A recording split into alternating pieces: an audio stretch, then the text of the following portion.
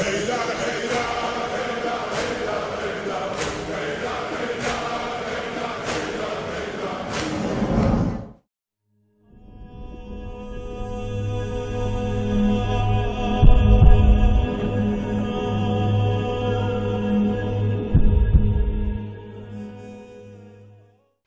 باللہ السمیع العلیم من الشیطان الرجیم بسم اللہ الرحمن الرحیم وصلی اللہ علیہ یا ولی العصر ادرکنا۔ محترم ناظرین اکرام و سامعین گرامی قدر، السلام علیکم ورحمۃ اللہ وبرکاتہ۔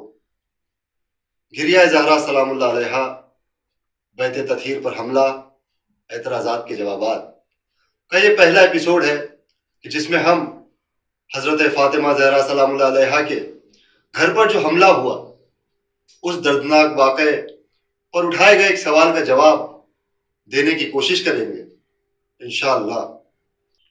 شیخ صدوق علیہ رحمہ کی کتاب الخصال، شیخ مفید علیہ رحمہ کی کتاب الاختصاص اور علامہ مجلسی علیہ رحمہ کی کتاب بحار الانوار میں حضرت علی علیہ السلام سے ایک حدیث بیان کی گئی ہے کہ جس میں مولا فرماتے ہوئے نظر آتے ہیں کہ ہم بغیر چھت اور دروازے کے گھروں میں رہا کرتے تھے۔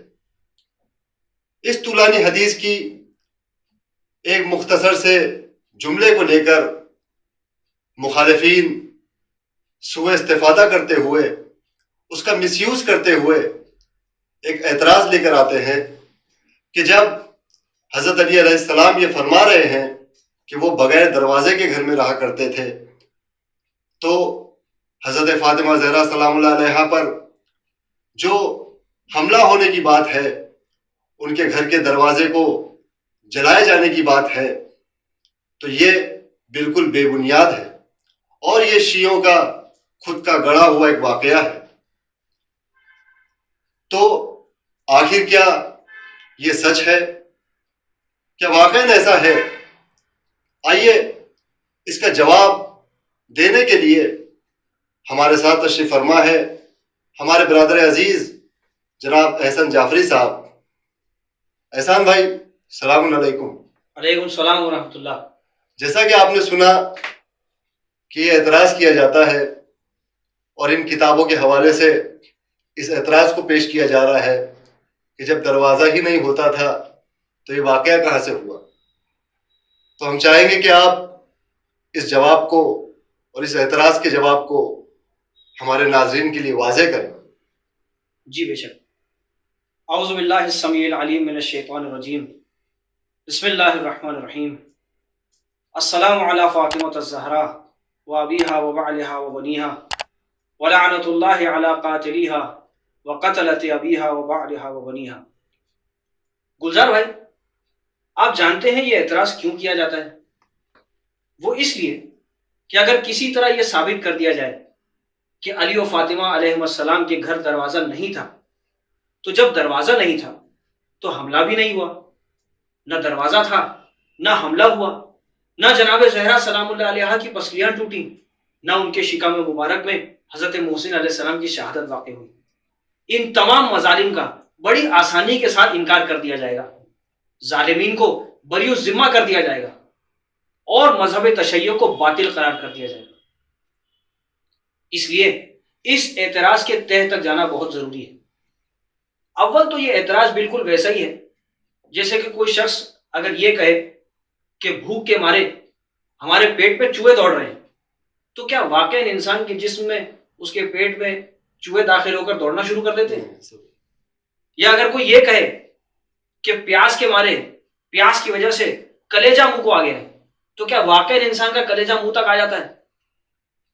یہ صرف محاورے ہیں۔ یہ محاورتاً اس سے یعنی یہ محاورے استعمال اس لیے کیے جاتے ہیں تاکہ اس سے بھوک اور پیاس کی شدت کو بیان کیا جائے۔ امیر المومنین حضرت امام علی ابن ابی طالب علیہ السلام کی جس حدیث کا سہارا لے کر یہ مخالفین یہ اعتراض کرتے ہیں، اور وہ بھی ہماری کتابوں سے، کہ انہوں نے دراصل کیا کیا ہے، ایک طولانی حدیث کا ایک چھوٹا سا حصہ لیا ہے اور جان بوجھ کر پوری حدیث نہیں لی، کیونکہ اگر پوری حدیث لے لیتے تو شیعوں کے درمیان شک کیسے پیدا کرتے؟ یہ جان بوجھ کر شیعوں کے درمیان فتنہ پھیلانے کے لیے، اور باطل کا ہمیشہ طریقہ یہی ہوتا ہے کہ پوری بات بیان نہیں کریں گے، صرف پوری بات میں سے چھوٹا سا حصہ لے کر اس بات کو بیان کریں گے اور فتنہ پھیلائیں گے۔ یہ باطل کا ہمیشہ سے دستور رہا ہے۔ لیکن اگر اس حدیث کا مطالعہ کریں جو مخالفین کے اعتراض کی بنیاد ہے، تو سب سے پہلے آئیے یہ دیکھیں کہ آخر اس حدیث کا پس منظر کیا ہے، یعنی اس حدیث میں کیا بات بیان کی جا رہی ہے۔ شیخ صدوق علیہ الرحمہ کی کتاب الخصال کی جلد 2 صفحہ 373 پر اس حدیث کا وہ جملہ لکھا ہوا ہے جہاں امیر المومنین علیہ السلام فرماتے ہیں وَنَحْنُ أَهْلُ بَيْتِ مُحَمَّدٍ صلی اللہ علیہ وآلہ لا سقوف لبیوتنا ولا ابواب ولا سطور الا الجدائر وما اشباہا، یعنی مولا فرماتے ہیں کہ ہم اہل بیت محمد صلی اللہ علیہ وآلہ وسلم نہ ہمارے گھروں میں چھت ہوتی تھی، نہ دروازے، نہ پردے، کچھ نہیں تھا سوائے کھجور کے درخت کے کچھ پتوں کے اور اسی کے جیسی دوسری چیزیں۔ اب انسان انصاف سے بتائے کہ جہاں دروازہ نہ ہو، چھت نہ ہو، دیوار کی جگہ صرف درخت کے پتے ہوں، کیا اسے گھر کہا جائے گا؟ ایسا گھر ہوتا ہے؟ ہرگز نہیں۔ اس کا مطلب اس حدیث کے معنی کچھ اور ہیں۔ تو آئیے جانیں کہ آخر امام علی علیہ السلام نے ان جملوں کے ذریعے کیا بیان کیا ہے، مولا کیا فرما رہے ہیں۔ اور اس کے لیے ہمیں کہیں اور دیکھنے کی ضرورت نہیں۔ جس حدیث کو مخالفین اس اعتراض کے سہارے، یعنی جس حدیث کے سہارے پر یہ اعتراض لے کر آئے ہیں، اگر اسی حدیث کی طرف ہم رجوع کریں، انہی کتابوں میں صرف اس طرف رجوع کریں، یعنی جو چیپٹر، جو باب اس کتاب میں لکھا گیا ہے جس کے تحت اس حدیث کو لایا گیا ہے، صرف اس چیپٹر کی طرف رجوع کریں تو خود بخود جواب سامنے آ جائے گا۔ شیخ صدوق علیہ الرحمہ اپنی کتاب الخصال میں جس چیپٹر کے تحت اس حدیث کو نقل کرتے ہیں، اس چیپٹر، اس باب کا نام ہے امتحان اللہ عز وجل اوصیاء الانبیاء فی حیات الانبیاء فی 7 مواطن وبعد وفاتہم فی 7 مواطن۔ یعنی چیپٹر کا نام کیا ہے کہ اللہ عز و جل کا امتحان، جو اللہ نے امتحان لیا کس کا؟ انبیاء کے اوصیاء کا، انبیاء کی زندگی میں 7 جگہوں پر اور ان کے بعد 7 جگہوں پر، یعنی انبیاء کے دنیا سے گزر جانے کے بعد میں بھی ان اوصیاء کا امتحان لیا گیا۔ کن 7 جگہوں پر امتحان لیا گیا، یہ اس چیپٹر کا مطلب ہے، اس کا ترجمہ ہے۔ یعنی علی علیہ السلام اس حدیث میں ان امتحانات کا تذکرہ کر رہے ہیں کہ کتنی سختیوں سے اہل بیت علیہ السلام نے کتنی سختیاں برداشت کی، کتنی تکلیفیں، کتنی اذیتیں برداشت کی تبلیغ دین کی راہ میں۔ یہ محاورہ علی علیہ السلام نے استعمال کیا ہے، کیونکہ اس جملے سے پہلے، بالکل پہلے والا جملہ اگر ہم دیکھیں اس حدیث کا، تو اس میں یہ بیان کیا گیا ہے کہ رسول خدا صلی اللہ علیہ وآلہ وسلم ان لوگوں کے لیے، بالخصوص وہ لوگ جو نئے نئے مسلمان بنے تھے، ان کے لیے کتنی الفت اور کتنی رحمت اور کتنی شفقت سے پیش آتے تھے کہ اگر کوئی بھوکا ہے تو اسے کھانا کھلا دیا، پیاسے کو سیراب کر دیا، اگر کسی کے بدن پر لباس نہیں ہے تو اسے لباس عطا کر دیا۔ یہ تمام امتحانات تھے اہل بیت علیہ السلام کے لیے، جن شدید امتحانات سے اہل بیت گزرے، علی علیہ السلام ان امتحانات کے بارے میں بیان کر رہے ہیں، اور اس لیے اس محاورے کا استعمال کیا گیا ہے۔ دروازے اور چھت کی بات جو یہ محاورتاً استعمال کی گئی ہے۔ جی ہاں، بالکل صحیح، یہ محاورہ استعمال ہوا ہے۔ اہل بیت علیہ السلام کے گھروں میں چھتیں نہیں ہوتی تھیں۔ چھت نہ ہونے کا مطلب کیا ہے کہ موسم کی تبدیلیوں کی انہیں کوئی فکر نہیں تھی، وہ تمام تر سختیاں برداشت کرتے تھے۔ دروازہ نہیں ہے، یہ بھی محاورہ ہے۔ اس کا مطلب یہ ہے کہ وہ جو سائل آتے تھے، مانگنے کے لیے جو لوگ آتے تھے، جو فریاد لے کر آتے تھے، کسی بھی وقت آتے تھے، ان کے لیے اہل بیت علیہ السلام کے دروازے ہمیشہ کھلے رہتے تھے۔ اس کا مطلب یہ ہے کہ کبھی بھی کسی سائل کو پلٹاتے نہیں تھے۔ رسول اللہ جب بھی کوئی آیا مانگنے کے لیے، رسول اللہ اسے عطا کرتے تھے۔ اس کا مطلب یہ ہوا، در حقیقت علی علیہ السلام یہ کہہ رہے ہیں کہ ہم اہل بیت علیہ السلام اپنے آرام و آسائش کو ترک کر کے، اس کی پرواہ کیے بغیر دوسرے مسلمانوں کی مدد کیا کرتے تھے۔ یہ اصل مطلب ہے اس محاورے کا اور اس جملے کا جو استعمال کیا گیا ہے۔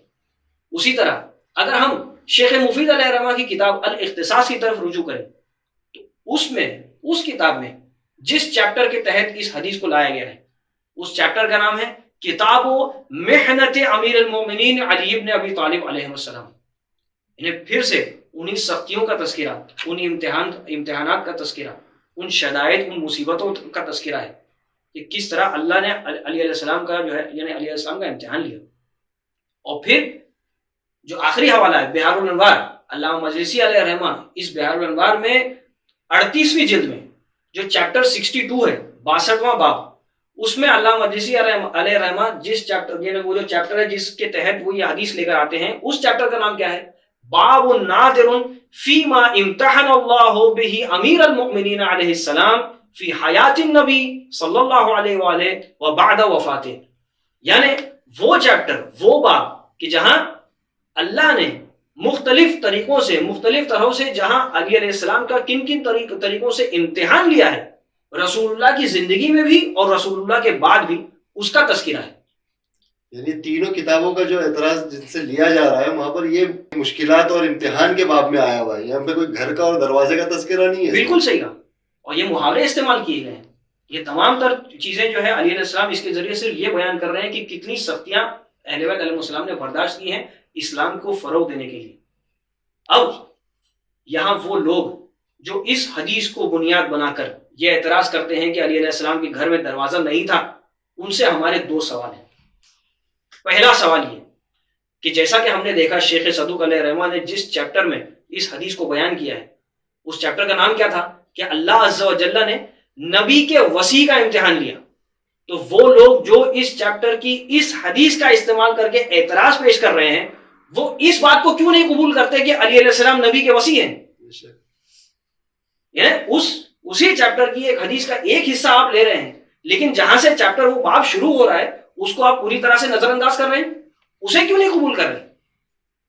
اور نبی کا وصی ہمیشہ بلا فصل ہوتا ہے، نبی کے گزر جانے کے کئی سال بعد وصی نہیں آتا، ہمیشہ بلا فصل خلافت اور بلا فصل وصایت ہوتی ہے۔ تو یہ کیوں نہیں قبول کرتے کہ علی علیہ السلام نبی کے وصی ہیں؟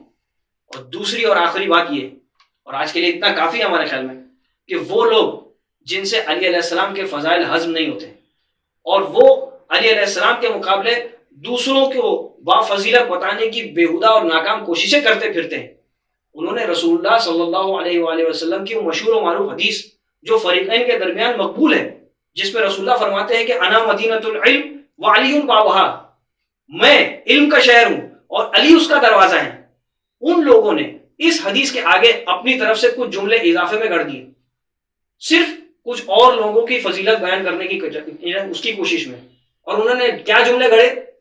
وہ یہ کہ حدیث کیا ہے؟ میں علم کا شہر ہوں، علی اس کا دروازہ، لیکن آگے انہوں نے جملے اس طرح سے اضافی کر دیے کہ فلاں شخص اس کی چھت ہے، فلاں شخص کھڑکی ہے۔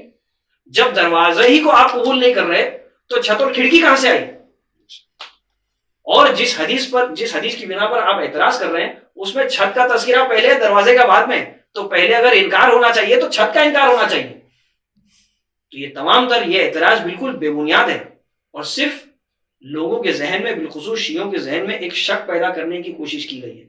ہمارے خیال میں آج کے لیے اتنا کافی ہے۔ ویسے اس سوال کے اور بھی جوابات ہیں جو انشاءاللہ ہم کوشش کریں گے اگلے ایپیسوڈ میں دیں، کیونکہ اس میں قرآن مجید کی آیات اور مستند روایات کے ذریعے یہ ثابت کرنے کی کوشش کریں گے کہ اس زمانے میں گھروں میں دروازے ہوا کرتے تھے۔ جزاک اللہ احسان بھائی، آپ نے اس اعتراض کے حوالے سے بہترین نقطے پیش کیے کہ جیسے وہ حدیث جس باب میں آئی ہے وہ امتحان کا باب ہے، اور دوسرا یہ کہ اگر آپ اس حدیث کو لے رہے ہیں تو اس کے باب کو بھی دیکھیں کہ وہ وسیع کے بارے میں گفتگو ہو رہی ہے۔ اور ایک یہ بہت اچھا نقطہ تھا کہ جب دروازے کا اور آپ چھت اپنے والوں کو مان رہے ہیں تو اس دروازے کا انکار کیوں ہو رہا ہے؟ یعنی ناظرین اکرام، یہ اعتراضات جو ہے یہ صرف اور صرف نبی کریم صلی اللہ علیہ وآلہ وسلم کی ایک لوتی بیٹی پر جو ظلم ڈھایا گیا اس کو چھپانے کے لیے لایا جاتا ہے۔ آئیے آج کا یہ ایپیسوڈ یہیں اختتام کرتے ہیں، اور گریہ زہرا سلام اللہ علیہا بیت تطہیر پر حملہ، اعتراضات کے جوابات کا اگلا ایپیسوڈ لے کر آپ کی خدمت میں جلدی حاضر ہوں گے، کہ جس میں اسی اعتراض کے تحت ایک دوسرے جواب کو لے کر آپ کی خدمت میں حاضر ہوں گے۔ خدا حافظ، التماس دعا، فی امان اللہ۔